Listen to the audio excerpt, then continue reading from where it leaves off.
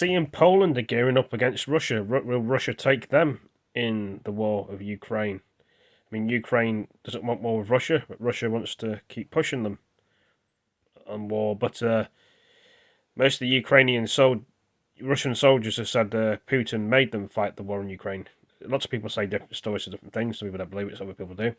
Let's see what they say in this video and see if you guys and girls get a better understanding, ladies and gentlemen. In the Sun newspaper or TV program. Hours after Russia's attack on Ukraine began, sorry if it's a bit low with the volume at the minute. Latvia to help protect the most vulnerable part of NATO's eastern Hold on 2 flank. seconds. Volume's a bit low. Controllers on the bloody floor. I'm trying to hear the TV, but the volume's sort of a bit low. I do apologise, but press play. The alliance into what ships set sail for Latvia to help protect the Got a hole in my sock, as you can see. See, look, hole in your sock. Russian aggression has... Russia's invasion has propelled... We're not here to be talking about a hole in my sock. General Jens Stoltenberg has called a new normal. It looks a lot like the past. NATO was founded in 1949 to defend against the Soviet threat. Now, a new Iron Curtain could fall across Europe. NATO needs to ensure its members are not behind it if it does.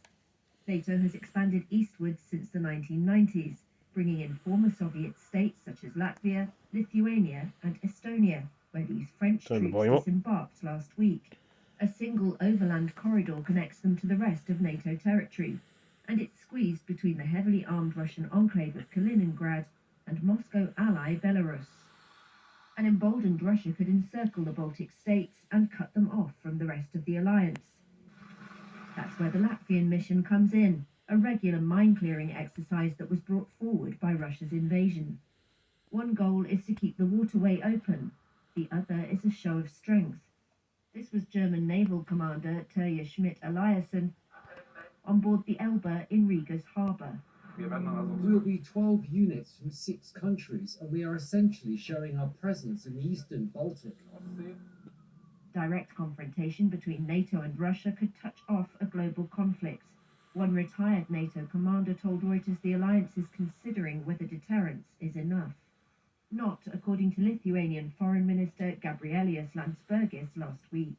We are convinced in the Baltic states that we need to move from deterrence to a standing defense, and has to come from NATO planning leadership, that they would start looking into the region differently than they had throughout the last 2 decades. Since the invasion, NATO allies have also moved 5 aircraft carriers into European waters, increased the number of warplanes in NATO airspace, and more than doubled the size of combat units in the Baltics and Poland. NATO also faces a return to mechanized warfare and a huge increase in defense spending.